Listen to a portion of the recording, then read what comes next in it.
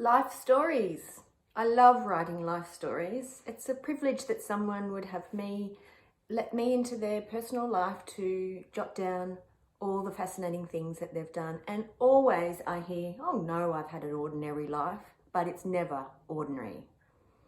So a life story is the story of one person told in first person. It's not a biography which requires outside research and talks to other people and gives big sweeping historical context. It is in the words of the person whose life story it is. So there's a few reasons people write life stories. It is to record the life of someone they love, or a friend or a loved one. It's to pass down to future generations so they know the story of their great-grandparents.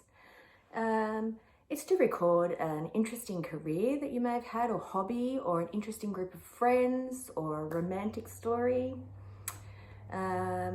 It's also for healing purposes. Some people have been through a challenging time and learnt and grown from that.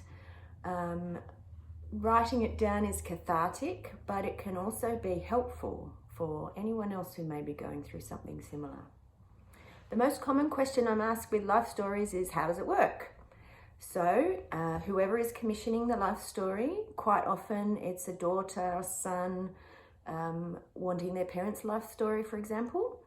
We talk on the phone and communicate via email, discuss exactly what you want in the life story, what is to be covered. Is it from great-grandparents right through to grandchildren? And how long you want the interview process to be. So 1 hour of interview is approximately 40 pages of written life story, and the charge is per hour. So often the cost will determine that. So in an hour, we can get a full life story in. Quite often that is what I do. The difference is, if you have a 4-hour life story, the level of detail is a lot deeper. The stories can flow a little bit more as we're talking and meander around a little bit and gives a bit more flavour. So, but totally doable to get it done in an hour. So we can do it in person, we can do it over the phone or via the internet. I've done stories overseas, stories interstate, stories next door. It's all doable.